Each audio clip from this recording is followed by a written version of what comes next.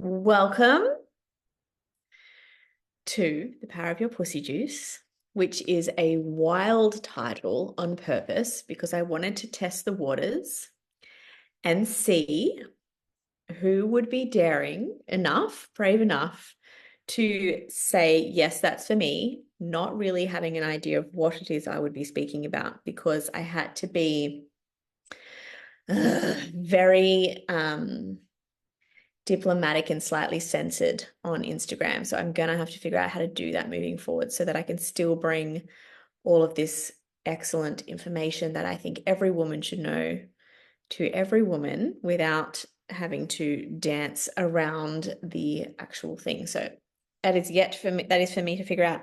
But basically, the Power of Your Pussy Juice was born out of a self-discovery journey in which I figured out the power of my pussy juice and uh, and want to share what it has done for me and how it has helped me in ways that absolutely boost, expand, lean me into my creativity, and also help me to unpack really unhealthy narratives about my own physical body and my own relationship to my own body and how I feel about my own body. And by doing, there's two main practices. One is an everyday thing. One is you know, something to try or something that you can do each month if you wanted to around your cycle and your bleed, that can help to basically really reconnect you to your own self and the privilege that it is to be a woman. So, I want to talk about first this concept of systematic detachment. So, in the history of women, there has been a systematic detachment of women to their own power. And you can, hypothesize on whatever you may think that the reasons for that are. And I guess it depends on the philosophy under which you live as to what those reasons might be. But there's been this systematic detachment. So, for example, why do we think a systematic detachment from ourselves as women, a systematic detachment of what it means to be a woman? So, really reducing the titles that are instilled upon women, reducing the what it means to be a woman to just either someone to reproduce or someone to clean the dishes. Like we are so much more than that, and we can bring so much more than that to the world. And so trying to see where the detachment has happened and is still happening in our own minds is really important. So why do we think, for example, about our own womanly bits, about our womanly anatomy? There are some beliefs that you may hold that might not even realize is there. And so essentially all of these beliefs sit with that undertone of we are not enough as we are. And so you may come up with more of these, but really sitting with that, where am I actually saying a sentence or a learned belief that is actually implying that I'm not enough as I am? So for example, grooming is cleaner. So if we're going straight into it, right? So if you have your vagina and you have, or your vulva, I should say, and you have your pubic hair, your beautiful mane everywhere, and suddenly we're taught that, or some of us believe that grooming is cleaner. So like being most of us having our beautiful manes waxed mostly off or lasered off or whatever it might be, that is cleaner. It's almost like we are not enough as we are and we have to reduce or change how we appear. The belief that we smell bad, like just as a standard generalized belief, that can be something that shows up. That we need to use products so that she, being our beautiful vulvas, so that they are presentable. Like we can't present them as they are. They need to be groomed. They need to be perfumed. They need to be cleaned. These beliefs are really making it wobbly for us to even like ourselves, especially the connection to our wombs and our vulvas or our vaginas or our pussies, as I titled the workshop.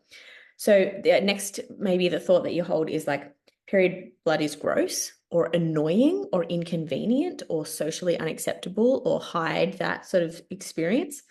that childbirth is scary and that we need saving during childbirth because it's so dangerous and we aren't capable. So all of these beliefs we see and we are infused with through movies and our own mother's experiences and our auntie's experiences through their own birthing journey, and that a man's pleasure matters more. That tends to be the general narrative that is absolutely pervasive all through the porn industry, but also that a man's pleasure matters more. We are conditioned to think that we are to work in service of him and his pleasure through sex and through our encounters with men, which is not actually true when we talk about our actual anatomy. So why isn't it common to practice these things? Why isn't it commonplace to look at and get to know your own anatomy? That should be something that is taught from mother to daughter. That should be something that is taught from like a women's circle to women's circle. It should be passed down through the generations. Like, get to know yourself. Here is a mirror. Everyone is unique. Every vulva is different. Every vulva is a piece of art. There is actually no normal on what it is supposed to look like, even though that's what we're taught. It is supposed to look all tucked in and very pristine and very hairless and very rose smelling, which is absolutely not reality and very annoying and angering. But wouldn't it be amazing if it was? Why isn't it common practice that we're passed on, like, okay, let's look at our own vaginas and our own vulvas and let's get to know our own anatomy and the way that we appear and honor ourselves in that way by simply just actually looking at that part of our body, like, oh, hey, you're there. You're a thing that is on my body or in part of my body. You exist, and getting to know and not be afraid of even how she looks. She is part of us. And so many women have not even looked. They're not ever told to look. And if they do get challenged to look, they feel like, oh gosh, it's so risky or it's so abrasive or there's this huge resistance to go and look at your own anatomy, which is wild. It should be common practice and it should be honored and it should be normal. And we should know that there is no normal, and we should know that everyone is just a variation, and we are all enough as we are. Why isn't it common practice to understand that we sync to the moon phases, that we even know where the friggin' moon's at? Because it's all taught that this is all woo-woo and witchy and all that sort of stuff, or a bit like out there or left wing, or, all to do with, like, just because you know where the moon is at does not mean you are going to be, and this is totally fine, by the way, but you're not going to necessarily be charging up your crystals in the moon. You're not necessarily going to be dancing naked in the backyard with other women doing some seance to bring the goddess of, like, hoo-has to life. Like, none of it means any of that, but it's wild that we are not taught the way that we sync to the moon. And it's wild that we're not taught to follow our own patterns and understand our own regular cycle. It's so common. We don't even know where the moon is at, but it is so common for women to be like, oh, I don't know if I've ever like been synced to the moon. I've been on the pill for 10 years. Why is it so common that we're on the pill? Why is it so common that our cycles we are so detached from our own cycles, and we are so detached from the way that our bodies work, knowing our fertile windows, understanding our own mucus, understanding our own pussy juice in order to be able to tell where we are at, so that something like the pill for 10 years, which, as we move through the rest of tonight's call, is going to sound so insane that we do this to ourselves by the end. We're just not taught in a better way. Why isn't it common practice that we just don't know where we're at in accordance to the moon? Why isn't it common practice? Why is it so weird if you were to use your bleed blood to reconnect to Mother Earth? Why is it so odd in every other setting that there is blood? It is just like part of, and then we look after it, and we tend to the wound, and we tend to whatever it might be that is demonstrating blood. But when it comes to our own period blood, we hide it. It's inconvenient. We certainly don't sit on the grass and let ourselves free bleed and not have to, like, change a pad or think about a tampon or a cup or anything like that. It's so odd for our bleed to be placed anywhere except somewhere we can get rid of it. It's wild that it isn't common practice to sit on the grass and just chill and just allow ourselves to free bleed into the earth, to reconnect to Mother Earth. Why isn't it common practice to anoint yourself with your own pussy juice, which sounds wild, but we are going to go into the fact that that sounds really wild, and doing that sounds like eyebrow raising. And if you were to do that, why would you do that? That sounds so crazy. But as we go through today, you're going to see that this may be something worth considering. And why isn't it common practice to say the thing that we're feeling, say the thing that we're thinking, that we have to be palatable to other people because we are women? So men, not so much, but women, we need to say something firmly and you're too bossy. Say something with conviction and you're bitchy. Say something with, with a bit of fight in your voice and you're being too abrasive, right? We are too much, or we are not enough. And this kind of rhetoric that is so pervasive means that our daughters are still growing up in spaces and places, or just through osmosis, the narratives that they are learning about themselves are still showing up, which is not acceptable to me. So like, why aren't all of these things common practice? And in that systematic detachment, why do we think all of these things about ourselves that we shouldn't necessarily? Why are we so afraid of our own vagina, vulva juices, whether they be our menstrual bleed, whether they be the different mucus throughout the month, whether they be just the wetness that is inside the walls all the time as the vagina self-cleans, as the vagina looks after itself, as the vagina keeps itself so healthy as a way of protecting the womb. Why are we so afraid of what comes out of her? It is actually a perfect system in the vagina. When we give it everything that it needs in terms of our own health and vitality and nutrition and hydration and all of those things, the vagina and how it looks after itself is an excellent system. Why are we so afraid of what comes out of it? We have been systematically detached from this part of ourselves. And we think about the rites of passage in womanhood. We think about all of the things that I'm about to list, and we can see that even today in 2024, these particular rites of passage are still not woman-centered. They are not women-focused. We are not at the forefront. We are not trusted through these particular things. We do not trust ourselves through these particular rites of passage. So they might be rites of passage about womanhood would be our first period, so our first menarche, our first bleed. And often we think about our experience with that. What was it? What was our experience like when we had our first period? And most women, unless you're very lucky, most women will be able to basically have a story like myself that is, oh my goodness, I think that might be period blood in my undies. So I go to mum and she's like, here's some liners, and this is going to happen once a month. Crickets. And it's like, cool, thanks. May or may not die, we'll see.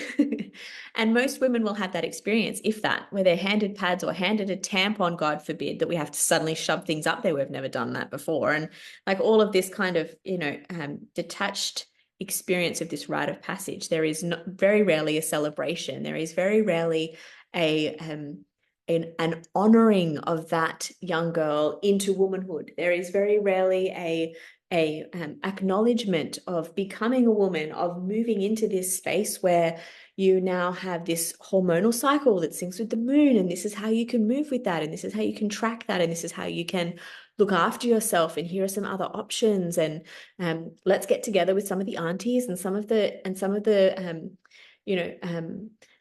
other trusted family, friends or girlfriends or whatnot that have also their period, and let's talk about it together so that we can demystify it for you, so that we can help you not feel any fear or shame around it, and welcome to the party. That's what it should be like. But instead, it's like so hushed. That rite of passage teaches us that we are inconvenient, that we need to stay very quiet as women, that we are not to let anybody else know if we are going through something. We are to weather it quietly ourselves. Most of the time, that's what we learn from our first period. The next rite of passage would be our first sexual experience. Now, this is going to be different for everybody, and I acknowledge that some of these experiences may not have been something that we consented to, which is horrific. But looking at, even if it was something that we consented to, do we understand ourselves? Do we know what's going on? Does that young boy or girl understand how to honor us as females? There is this rite of passage in this first sexual experience that is not looked after, is not talked about, is not shared, is not, we are not walked through it. And that's not to say our mothers did a bad job. It is something we don't want to talk to our mothers about. But if we were all more open about it, if we were all more understanding of the fact that it is a rite of passage for a woman, the energetic of her womb and her root chakra being affected lifelong, then if we could understand that and we could all speak about it with each other and make that commonplace, rather than making it a situation where we are trying to please another party, where what we feel or think might not matter. It's just so messy. It is not a rite of passage that is, it is a rite of passage that detaches us from ourselves most of the time. Sometimes these things are going to be the flip, which is fabulous. Other ones that can happen, childbirth, obviously, rites of passage there. We have been extremely medicalized. So we have been detached from our own inner body wisdom. I have been through both types of births, one that ended up being very medicalized and one that was completely me and only me, really, along with some support people. But I was in my own space doing my things. And that is how it should be. There should be trust. There should be support. There should be love. There should be, you can do this, rather than you're taking too long. You're not doing the things that we want you to do on the time frame that we want you to do them. And because of that, you're not adequate, and therefore we'll save you. I know, we're so kind. You can thank us later. This type of rhetoric around birth is just a whole thing. But that rite of passage of being a woman and being capable to bring a child earthside, let alone grow it and bring it earthside, the trust in women there has been so eroded, and we have been detached from what truly that experience should be like. For us, we have been very much detached because that's what our mums did, that's what's in the movies, that's what our grandmas did, etc. So childbirth, that rite of passage has been really, we've detached from ourselves.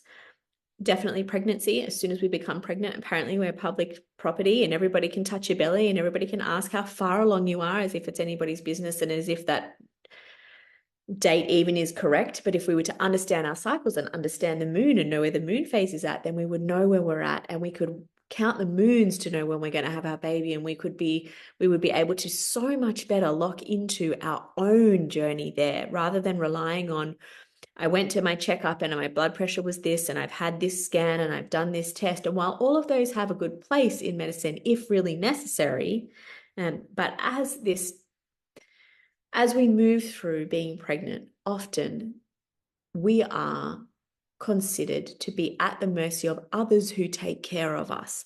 Not how are you going as the birthing woman or the pregnant woman? How do you feel? What do you think is going on? And learning to tap into our own inner wisdom. Breastfeeding, of course, is another journey that, again, has been very medicalized, and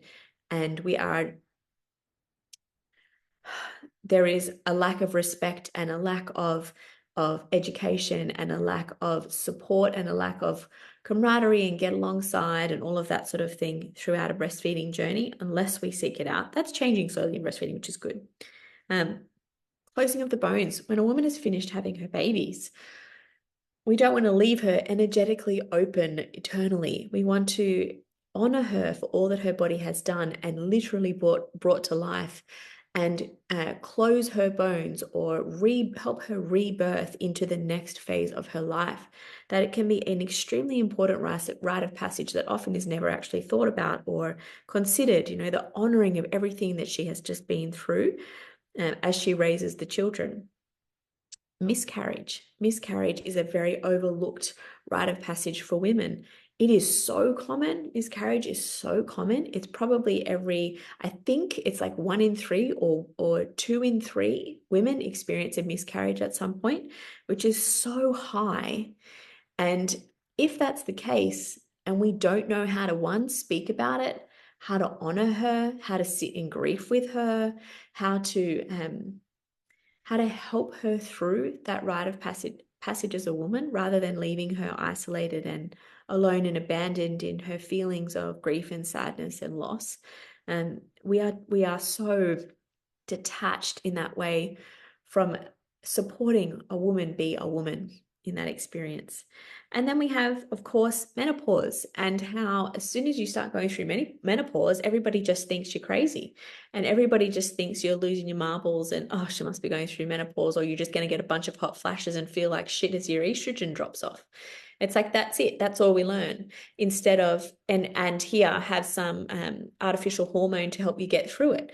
It's like, this is a rite of passage for a woman who has, been through that phase of life of learning about the world. Certainly all of the most of the rites of passage we've just spoken about, and she's culminating and bringing all of that wisdom to a head. And as she moves through into her crone years, into that space of that deep wisdom and knowing as a woman, we just like say, oh, you've got hot flashes and you're getting old, and that's it. There's no honoring. There is no sitting at the feet of the woman who can teach us things. And we have been so detached there as well.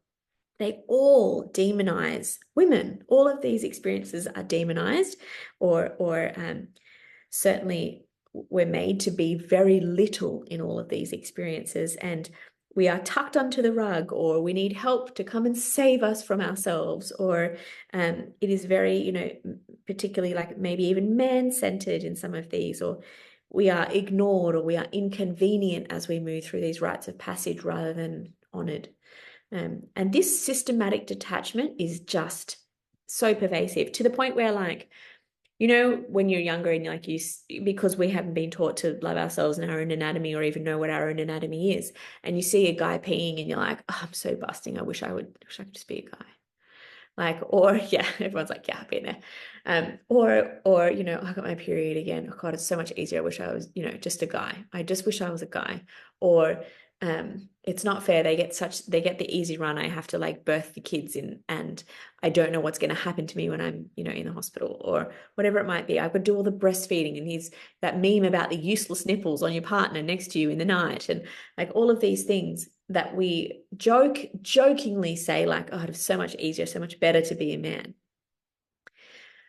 However, if all of these rites of passage and all of these elements to being a woman, like motherhood and like breastfeeding and pregnancy and birth, and like our cycles, and the way that we can work with that if we really understand it, the way that our anatomy is, and the neurology of our anatomy, which is another whole discussion, and how beautifully that's been designed, and how we are actually made for pleasure in terms of the anatomical design of our vulva, and more so than men, actually.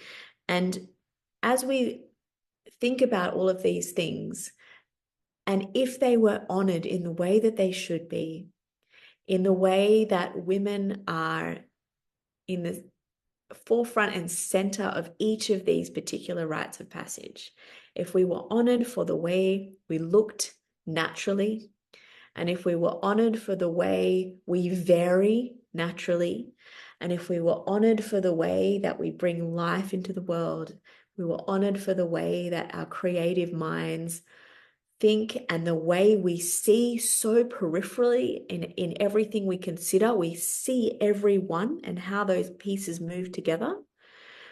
Women have these amazing gifts, and we have these amazing experiences that if we were honored in them, we would never think oh, so much easier to be a man. I wish I was a man. We would never think that.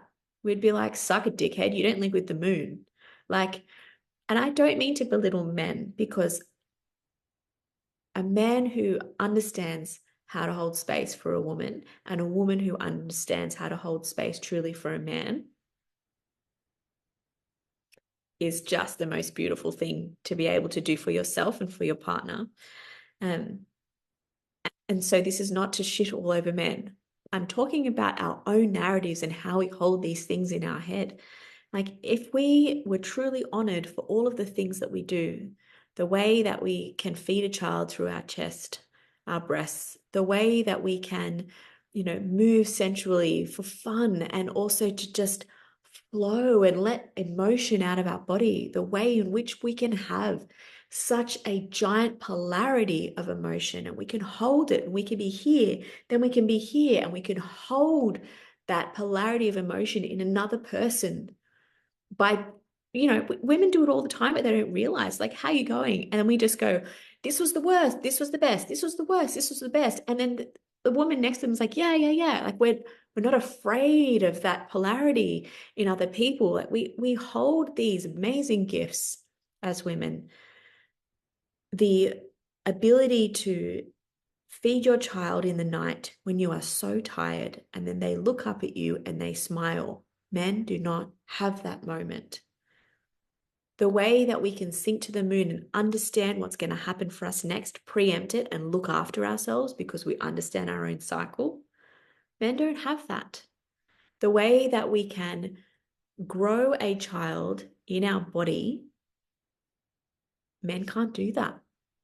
The way that we effortlessly think about the peripheral in any given situation, the way that we innately look at how everybody and everything will be affected in the split second of a thought. If this happens in the family today, boom, okay, I know every other moving part that needs to be addressed. Whereas men are like, this needs to happen today. The end.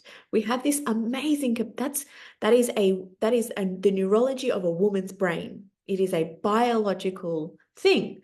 And so we have these phenomenal gifts that, if they were truly honored, if we were not detached from ourselves, even those of us who are conscious of our womanliness, even those of us who aren't scared to get a little bit like sensual in our dance and like, without wine and not quite like breakdancing like the Olympics. Can we just, oh, this is ruining my life, that woman. Oh, I actually really fear for her mental health. With everything that she's going through, I'm sure, because unfortunately this has not worked out for her. But I actually really hope she's okay. But it's like, even if we're a conscious woman and we're moving sensually and we are leaning into our femininity with our partner and we appreciate ourselves, there are still so many tendrils of this detachment, this systematic detachment that still live within us. It's wild, to the point where when we do make those throwaway comments like, oh, so much easier to be a man. It's like, no, I am really learning to never think that, because I'm like, no, like, if we really understand the depth of a woman and all the gifts that we hold within ourselves, I'm so sorry you were born a guy. Like, that's how it should be. Like, I'm so sorry that you are going to miss out on these moments that I have with these tiny babies that I created inside my body and roared out. Like, I'm so sorry that you can't grow a human child within and tether a soul to it from the ethereal realm, and then bring that to like it. Shit, like, if we were really understood for what it is that we do,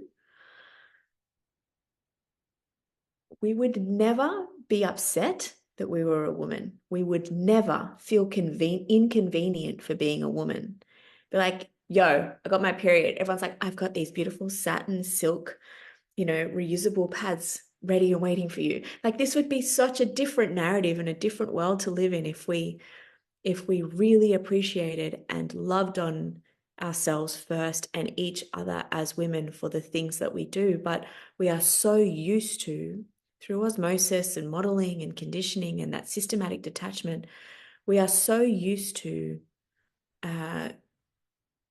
not recognizing ourselves for what we are and trying to meet a standard that has been set for us in the way that we mother, meeting a standard in the way that we look, meeting a standard in the way that our vaginas look, meeting a standard in the way that our vaginas smell, meeting a standard in the way that our face looks when we're intimate with a partner. Like, just for fuck's sake, like if we could just be, and if we could just be enough as we are, without changing a thing about ourselves, and not just enough, but a woman, not just enough, but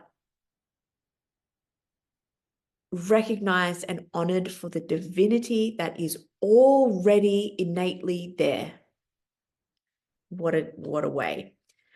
What we are taught is to focus on our presentation to the world, our physical presentation, so that we, external people to us, that we feel delighted and special and appeased to by you, woman, so that we can judge you as acceptable to us. It's like, I think what you mean is, you are so lucky to be in my presence. That would be the flip. That would be what it really should be. We are taught that we need to find what is wrong with us and fix it. We are taught that we need to hide our cycle. We are taught that we need to rely on other people because we are not quite capable on our own. We are the weaker sex after all. Eye roll. Firstly, are we though? Because I think we have different roles. I do not believe we are weaker just because we don't have as much muscle strength in our upper body. Okay? Just because we are not physically as strong as a man does not mean we are not equal with them. We are taught that we have to keep our wild emotions, our deep bodily shaking, anger, frustration, rage, we have to keep it inside because it's not appropriate. We are taught that if we express any emotion loudly, that we are unhinged and crazy and a product of our outrageous hormonal cycles. We are taught that our loud emotions demonstrate lack of intelligence and go away until you're better and you're less loud and you're more agreeable. We are taught that our opinion matters less than our husband's, and that's still true today. That being a woman is harder than being a man, and being a man or having a baby boy brings more honor to the family. That is still extremely pervasive. We are taught that our cycle is so inconvenient. Your natural bodily rhythms in which you can connect to the moon and live by daily so that you can look after yourself, preempt when you need rest, preempt when you can go for gold, preempt when you're going to be more flirty, and when you can get to know your cycle so you can figure out where your fertility window is and where your body might need a little bit more TLC, or you can push more in the gym, or whether you can put a whole lot more play dates in because you're going to have the energy, or whether that week you need to recoil. We have all this information we can preempt, and it facilitates us in living the most rich life. But our cycle is taught to us as so inconvenient that you need to take a pill so that you don't fuck everyone else around you, and that you don't have this inconvenient problem of you having to grow a child, or you don't have this inconvenient problem where you bleed all everywhere and it freaking just sprays on everyone. I don't know where all of this began. It's just so wild to me that instead of having this deep connection to our cycles and our bleeds, so that we can use them to live a life that is feminine and in flow and in connection to Mother Earth, instead take this pill. There is no wisdom in that. That is such systematic detachment because we don't want to get pregnant. But there's so much more to it. That is what it's been boiled down to, but it is not the truth. So my question then became, as I read more about this and understood more about this and started to see these tendrils of bullshit that women have within themselves, my question, including myself, my question was, Why has this happened? Why have we been so detached? What power lies within? What are we being cheated out of? What have we been misguided, and why have we been taught to believe these other things? What's being hidden? What's being systematically, repeatedly conditioned out of us knowing? What is that? Because you don't do this to women over and over again throughout history for centuries if there's not something that you're trying to hide. Why have women been targeted and detached from themselves in all of the things we've spoken about? And this question has driven me a little bit recently, very much so, to the point where the vagina coach became a thing, because there is such a very sneaky, subtle, and sometimes really not so subtle oppression, blanket of oppression that still lives over women, even in 2024, with all of the rights of voting and blah, blah, blah, blah, blah. There is still this blanket. There is still this very sneaky blanket that sits over all of us in which we don't believe in ourselves. We still believe that we're inconvenient. We don't back ourselves. We're not as confident as we should be if we really understood who we are and the divinity. I don't mean that in a woo-woo way. I truly mean it. The divinity of being a woman. What power has been dissociated from us on purpose, and how do we get that back? I want to talk about the womb. So, what is the womb outside of just being the space that babies are, that babies grow in, or that we conceive a child? The womb is energetically the creative center of a woman. It is the most innately, so without thinking, inborn, powerful chamber of creation known to existence to date.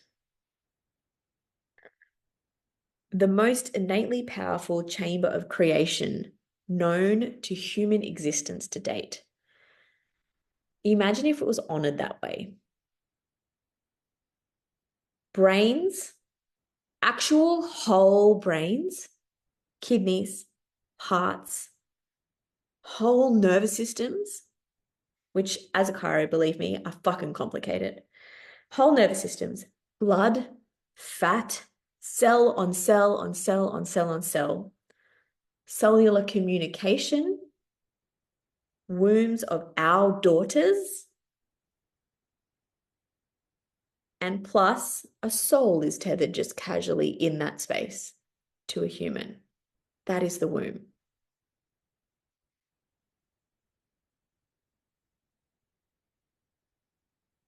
In science, the greatest minds in all of the billions of humans that live in the world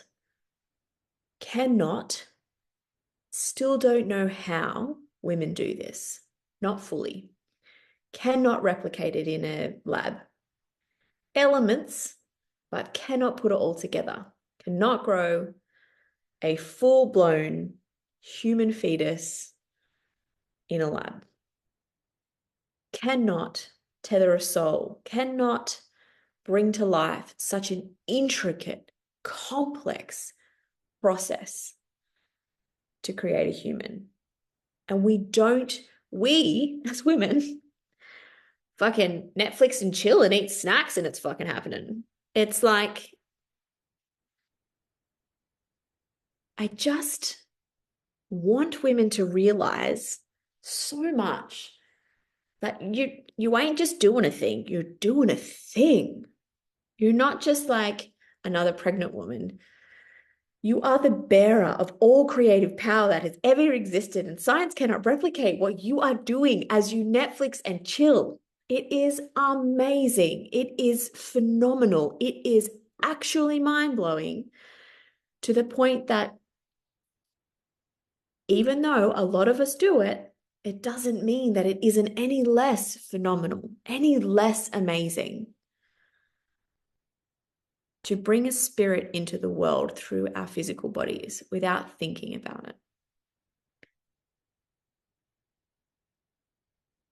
Our own personal tether to Mother Nature, in my opinion, lives in the womb, which is why sitting on the earth, or just like sitting on the grass in the backyard or whatever, free bleeding into the earth. I used to think this was so weird, because, conditioning, but is so actually so reconnecting for women to Mother Earth. And it's actually perfect for the design of the vagina in the way that our microbiome works, vaginal microbiome. And so as we go through our cycle, as we connect to the moon, we follow, depending on our own cycle and how that connects to the moon, if our hormones are all acting as they should have, as we look after ourselves and we're not having to, combat any particular diagnoses.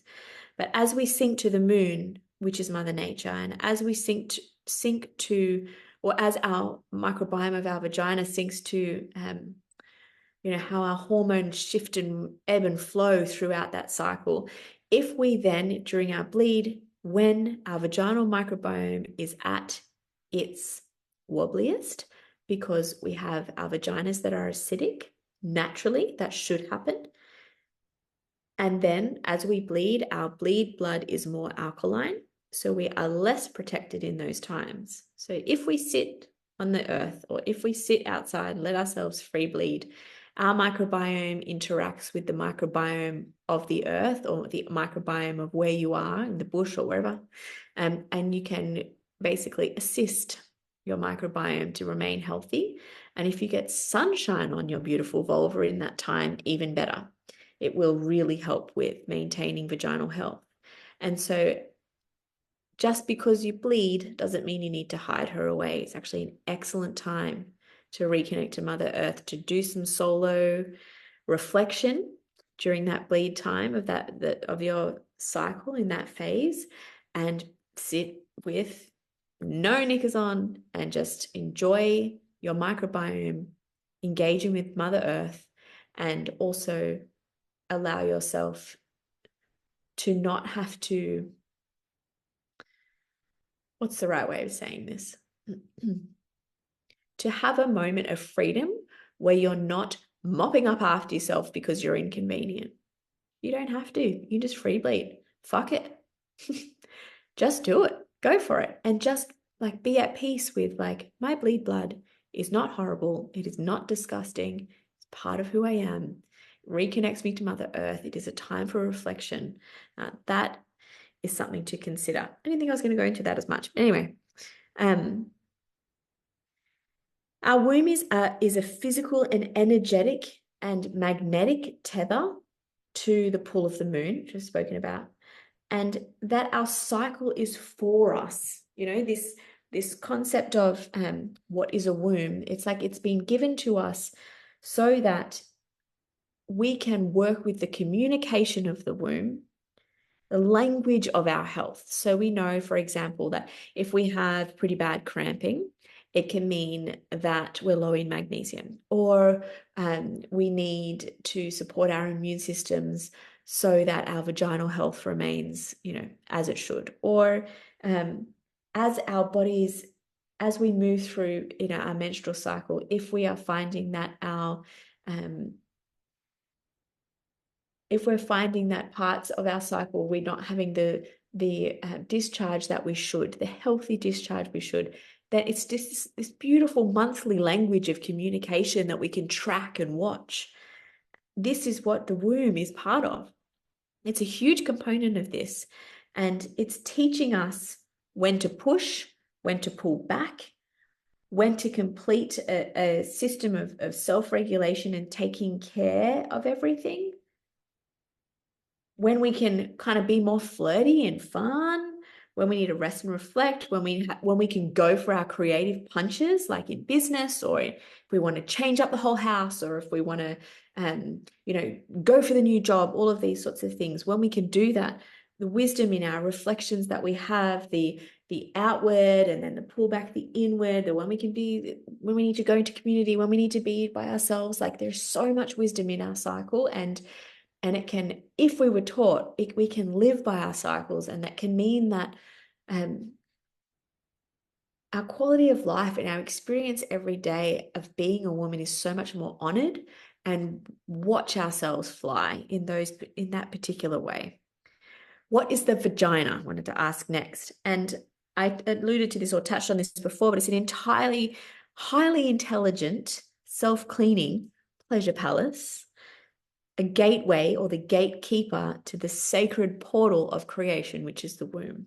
And it literally is a gatekeeper. I do a whole masterclass on the harmonious vagina, in which we just talk about all of the different parts of the microbiome and how they work together and how it all, happens. And again, it's one of these things where the vagina is a port, like a door, if you will, or a passage to the outside world, and the other end being into the cervix, into the womb. And the vagina is so cleverly created that it is acidic in nature on purpose, so that it can kill off things that try and migrate on up there that aren't supposed to be there. And that includes reducing, for example, reducing the incidence or the possibility of catching an STI. Like, it is so intelligent when we look after it really carefully, that it will look after us and peel the bad guys as they try and get into our sacred creative womb.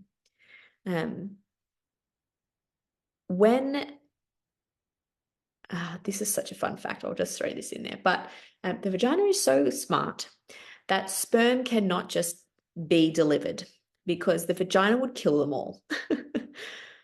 If we just had sperm, they'd be dead. There would be no conception. Dudes have to have semen because it's alkaline, and it means that the sperm can get through into the womb and not be killed off by all of our defensive forces, because they can travel in that alkaline substance. If they didn't, no human race. Isn't that wild?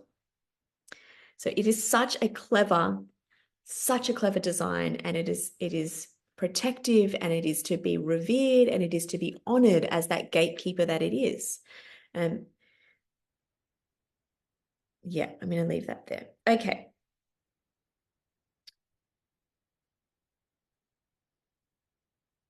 The vagina, how do I want to set this?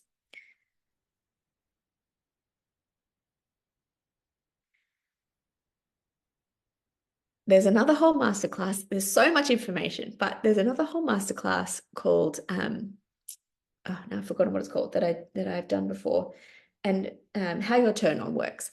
And it's all about the anatomy, the neurology of pleasure for women.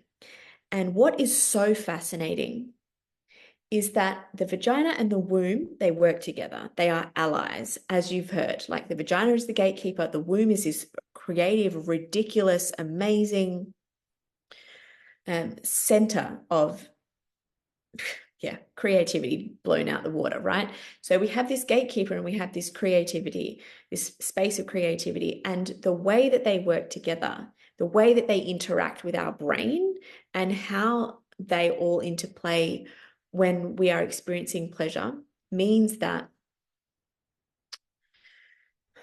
there's so much to cover here, but basically means that when a woman and her vagina are pleasured, when she is in a safe space and feels accepted as she is enough, without having to change herself, all of those things, she will have a brain response to that, a chemical brain response that will mean that she ends up being more creative. This is after intimacy, more creative, more confident. I mean these very literally. More creative, more confident. She will also feel more at one with the world. that everything's going to be okay. And with this sense of creativity, where I can solve all these things because everything is going to be okay. I am connected to all. It is all connected to me. Imagine if she was free bleeding into the earth, all of that stuff. And she was just connected to her own cycle in the moon. And then as pleasure released certain things in her brain, she was more confident, she was more assertive, she knew who she was, and she knew that she has this creative center within her. And with pleasure, she became even more creative, or her creativity was heightened. This is how the vagina, our neurology, and the womb all work together. And if we could understand that and see just how important these pieces of us are, how this is what makes us a woman, not just because of our anatomy, but because of how it works and what it means, how it all links together, we can start to appreciate that maybe we haven't been paying it the homage or the attention or the gratitude that we totally should have been all along. That was me. And I'm still catching it when it is still me sometimes, when I'm not realizing those tendrils, those thoughts about being inconvenient or not being enough or needing to appease or present myself in a certain way. Once we realize that the womb is this creative power center, and we realize the vagina is her ally and they are set up to assist and help each other.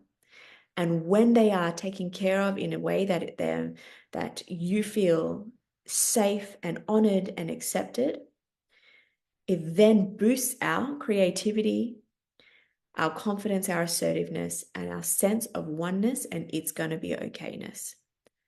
This is amazing. It's a very clever design that we have been detached from.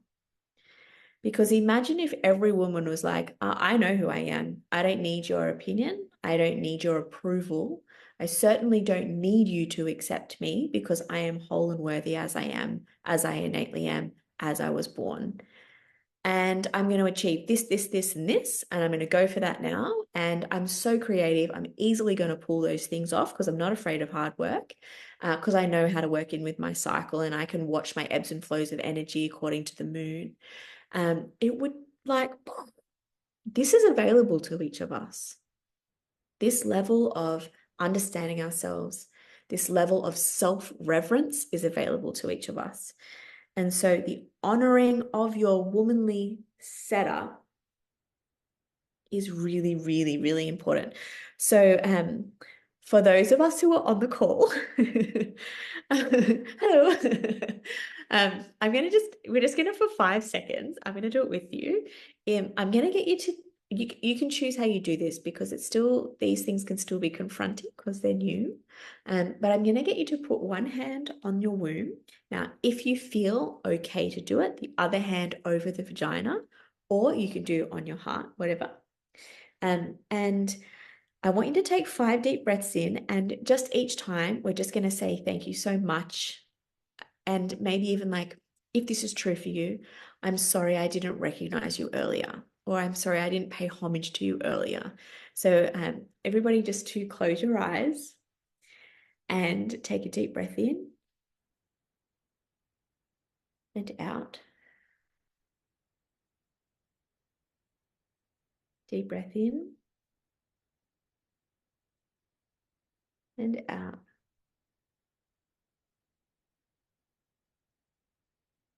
Deep breath in. To our womanly bits, we honor you and we thank you for everything that you've done for us, for all the things you've put up with. We're sorry for not recognizing you in the way that you deserve to be as part of us as you have been all along. And from here on, we vow to change that and work on making sure that we are considering you our ally. Deep breath in and out. And you can open your eyes when you like. But these simple prayers to the forgotten parts can be really powerful, especially if that's like super wild and something you've never thought of doing before.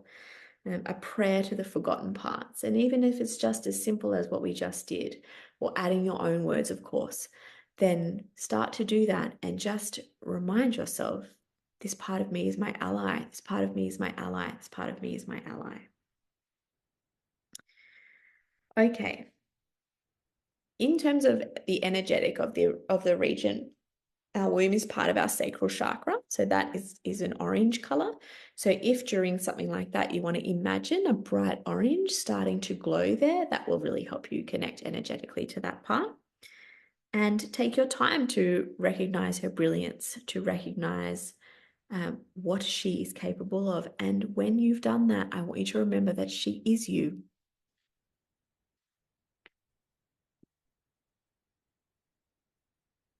Okay.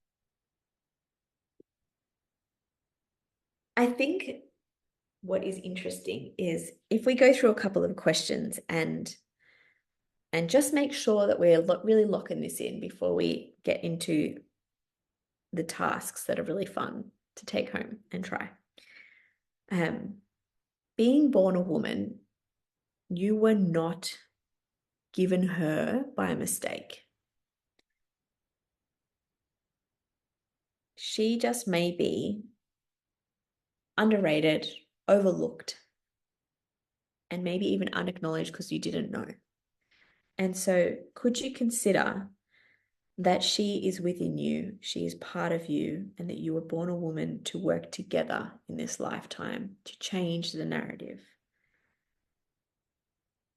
Seeing and feeling the gravity of the fact that you house within you the most creative portal that is known to man.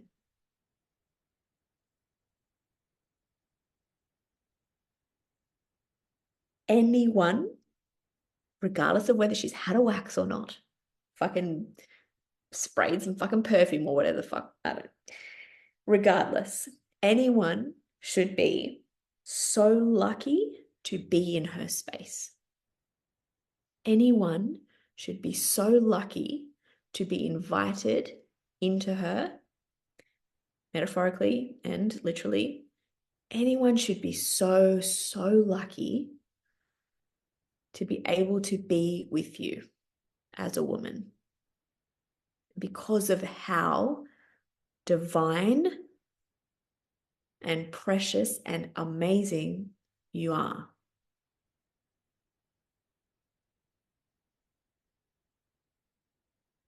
And if you're in partnership, I wanted to add this in here, but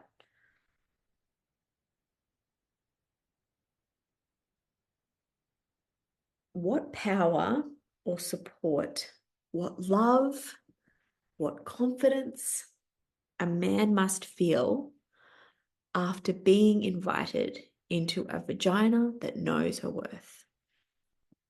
A vagina that knows her worth, to swim in her energy and connect with her energetic field. She is here to disarm them, or one at a time, obviously, whatever you choose, him, make him feel seen, cared for, loved, acknowledged, and thanked. How we can bolster our men to embody their most proud masculinity by simply having them energetically touch her, our womanly womb and our womb space. We have been detached from this particular power. But when we understand and appreciate and acknowledge and know and have leaned back into that innate inborn worthiness as we are fully enough, he should be so lucky. And he is fucking lucky. And when you know that of yourself and you invite that very special person in, you're going to change his world. Okay. Another conversation for another time. Okay. So we're going to take our partners back out of the picture for a second and consider how we as ourselves can tap into that particular energy. How we can hold our daily fierce reverence for her against all odds, against all conditioning, against all the systematic detachment, against all of the sexual energetic wounding that you may have experienced, against medical, physical, and energetic narratives and wounding, against every interaction we had before we loved and knew her. How can we hold a daily fierce reverence for her? How do we daily change this story that has been up in our minds for so long? So, A out of A and B. This I titled Pussy Juice Anointing, and it is pretty much what it is. So I just wanted to explain on the first part so nobody freaked out on the second part. But Pussy Juice Anointing is really fun. And I'm going to describe what you do, and you can take it with a grain of salt if you like. But what I've also done is that for those that are have purchased the call for the live call, I'm going to open up a WhatsApp group for 1 month, and we can share with each other what we notice if we decide to do these things. And I think that will be really fun if you want to. So what you would do for Pussy Juice Anointing, because she is so freaking creative and can connect you to your confidence, that what you can do, I'm just going to go into it. I'm hesitating. I don't know why. Okay. A finger on each hand, pick one or all, whatever. And with gratitude and reverence, I like to do this after the shower. I'm a morning shower person, but in the morning after a shower, it's part of my routine now on the daily. With gratitude and reverence and camaraderie and I wrote prowess, and I mean like dark focused eyes that like stare into the soul, like a knowingness of the actual magic that you now know you hold and are about to tap into, like eyes are like war paint on the face kind of situation. Maybe for the first time you step into the fully embodied goddess that you actually are. I understand myself now type of plate. That's what I mean by prowess, just to define it for you. With clean hands, low tox soap, because we don't want to disrupt our beautiful vaginal microbiome. Okay. With low tox soap as an act of self-reverence and acknowledging her holiness, touching the inside walls of the vagina, and get a little bit of her beautiful, precious pussy juice and dab it behind each ear. Now, you know my secret. You're going to be like, you got vagina on your ears today? We're like, yes, always. um, because what you can do by doing this anointing, right? And I'm being dead serious. I'm not pulling your leg. This is the actual thing. By doing this particular thing, and you don't have to place it there. That's just, I read about it once and I was like, I'm going to try that. That's what I like to do too. But just placing it behind your ears. What you will notice is by doing that out of reverence and out of an appreciation of her holiness, and that she is your ally and that she is not dirty, she is not inconvenient, you're going to notice things come up for yourself. Oh my gosh, yuck. That can be a thing. Ew, gross. This is too weird for me. That can be a thing. It's all of these narratives are going to start surfacing as we challenge ourselves in this way. And one thing that I noticed is I was like, oh yeah, I can do this. I am so in touch with my femininity. And then with my fingers, I go on my towel or like, on a tissue and I was like, oh, lies, because I would anoint myself and then freak out about the grossness, right? And so it's just slowly unpacking these tiny tendrils of sneaky disbelief in ourselves. And so now I take the remaining and I place it back on over my ovaries at the front, and I don't wash my hands. I continue with my face product or my moisturizer or whatever. I allow myself to stop freaking out about this perfectly self-cleaning vessel that I own, that is the portal to my creativity. And what I found so fascinating, I came across this in a book. It was very abrasive to me initially. So I like to challenge myself when things feel wrong or abrasive, because it means I've got some things to unpack. And as I started to do this daily, I would place an intention into the moment. So it might have been like some things that I have found really useful. It might have been like, I really want to I don't want to eat sugar today. I really want to unpack the deepest narrative that is leading me to eat sugar out of emotional numbness or whatever it might be.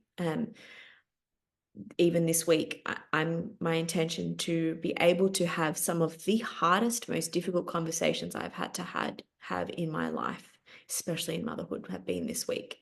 And so I would take her power, her creativity, her confidence, her prowess, her putting war paint on, and I would take all of those things I know that she has that I'm not used to tapping into, and I would put them, I would place her behind my ears, and I would set my intention. I can do hard things. I can have this conversation. Or I can do hard things. I can not have sugar and figure out where that's coming from today. Or I can do hard things. I would like to be able to write a creative piece to go on my Instagram, whatever it might be. I want to bring women closer to themselves. I anointed myself with pussy juice before I wrote tonight. There you go. So like it's, you can use it for whatever. Like I started to really put an intention into it and found a way of making sure that she was becoming my ally in my mind. And by doing it every day, really helping myself unpack my narratives around my womanly anatomy, what flows from her, and how I can utilize her power. There have been some phenomenal changes, ways of eating that I've never been able to crack before, conversations that I've never had to have before that I've been capable of, coming to conclusions and decisions and figuring things out that I've never been able to do before I started doing this. It has been a very wild journey. What intention are you bringing forth with her magic every day? Where do you want to see creative solutions and resolve them to completion? Now you will be wearing the most powerful juice on the planet. You have just cast the most creative intention that you possibly could. And so I will open up the WhatsApp chat. And if you want to try it, you can start to share some of your intentions and what you may notice. We'll do it for 30 days of pussy juice power.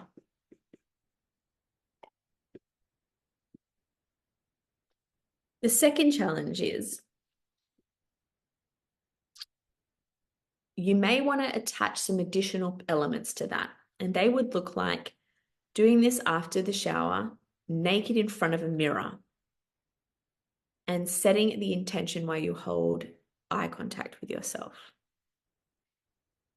You may want to say the intention out loud. You may want to say, I honor your power and your creativity of your womanly bits, or say some nice shit about yourself. For once, looking in the mirror naked. These are all these challenges that are going to feel really uncomfortable because of that systematic detachment. I promise you it gets easier. You will do it before you realize, and then you will be in the gym change room and be like, oh, fuck, I can't put my pussy juice on because other people are in here getting dressed too. So you will quickly duck into a cubicle and make sure you get that shit done. And so wink at yourself, in the mirror, see yourself as that divine being that you are actually staring back at you, and start to utilize her where it feels uncomfortable on purpose, because where you feel uncomfortable about doing this with yourself, that is where the magic is, I promise. I have seen it over and over again. All of those elements of those rites of passage, when women get a chance to do things differently and we lean into it, even though it goes against every single piece of conditioning that we have been infused with, really unfortunately, our whole life, when we start to dig in there, Oh, so much magic, but you have to experience it for yourself because there's no other way to unlearn it. Because whatever somebody tells you without the experience, there is no neural, your brain will say that's going to be bullshit unless you show it that it isn't. Now you can take this one step further. We're nearly at the end here. I know it's been long. We can take this one step further. I can't remember the traditional name for this, and so this is a little bit bastardized from how it has traditionally been done back in the history, days and years and ages ago. I'll have to find out what it is. But basically, and I have done this for myself, and I'm not going to tell the whole story of what happened for me during this particular experience. But there was a time when what you can do, this particular ceremony, is if you are having your bleed, you've done the bleed into the earth thing, and that's all really normal for you, and that's not a big challenge. You're not finding yourself feel challenged by that, or that's not confronting. I've done this before, and it honestly changed my entire relationship with my own self and body. You get a small dish, place it underneath your vagina, sit out in the backyard when you have your bleed. Derobe, obviously, the bottom half of you. Place the small dish to catch your period blood. I'm going to go here with this one, so I'm sorry if this is too confronting. Catch your period blood. Then you're going to have jars in front of you. One is going to have water. One is going to have honey.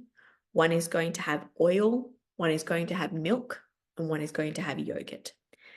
And as you sit nude under the moon, in the sunshine, however you want to do it, in your backyard, fully derobed, bleeding into a dish, you can take each of those things, so for example, the water or the honey, and with this, I honor you, my womanly body. You can pour it over yourself, and then do the next, and then do the next in full reverence for yourself. And then just sit there in the sunshine or under the moon, and just for once in our fully systematically detached womanly lives, breathe a big, huge sigh out and just honor the shit out of yourself in this weird, wacky way that has been lost in our womanly wisdom. And then if you feel like you want to, you can take the dish of the blood of the creative, most creative, powerful house in the whole world that is your womb. And you can take that and honor that by finishing off with that. And then just sit under the moon or under the sun and allow yourself to be finally not grossed out and detached from your beautiful womanly body.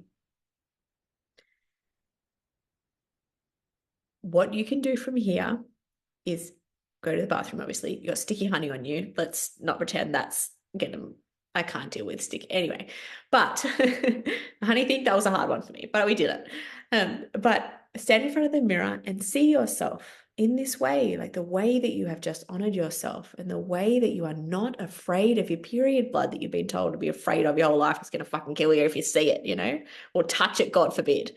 You're not going to die. Everything's going to be okay. And actually, you're going to realize maybe you've been detached from this on purpose so that you don't realize your actual own potential and how to feel fully, wholly enough within yourself. And to become familiar with and not afraid of the shit that comes, I shouldn't say shit because it's a very close proximity, but the things that come out of your womb and your vagina, to be able to just be like, yeah, cool. I got some on me. It's not a big deal if I could wear it for perfume, right? I'll wear it so I can be more creative. It's not a big deal. Then all of a sudden, you're going to experience what it's like to have a relationship with yourself that is an allyship, that you are not afraid of yourself, that you are not detached from yourself. She's part of you. It's just regular. It's just normal. You can tap into that power.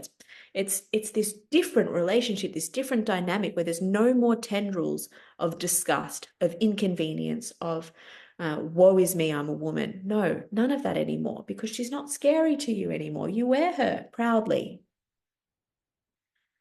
And then if you're game, this is like, I'm going there tonight. If you're game, stick your fingers in her, get a little bit more period blood and fucking war paint that shit and be like, there she is. There is the divinity. I am not afraid of her. I am her. She is brilliant. She is creative. She is everything that I have ever needed and wanted to be, enough fully as I am. And then you can have a shower and wash it all off. But be really reverent of yourself in that moment and realize you're not afraid of who you are or what comes from you, and enjoy a different depth of relationship with yourself, and enjoy the journey of realizing that she houses some of the most creative ideas, some of the biggest needed, necessary bolsters of confidence as you walk into difficult situations or hard conversations, that she houses the way in which you can rekindle and rebuild this relationship of self-acceptance fully as you are as a woman, even when you bleed, even of your bleed blood. And as you do that, as you wear the power of your pussy juice, you will realize that you are whole as you are. And being a woman is fucking fab. That is the things. I'll set up the WhatsApp, but that is the things. And I'm hoping that that will be a very interesting challenge, that it will bring to you what it has brought to me, which is a complete, full restoration of connection to myself, an unpicking and pulling out of all of those tendrils of shame that I held around myself as a woman, and instead be proud enough to wear her, albeit, a little bit sneaky, a little bit of a dab. So I'll open up the WhatsApp and I will see you in there, and happy pussy juice wearing.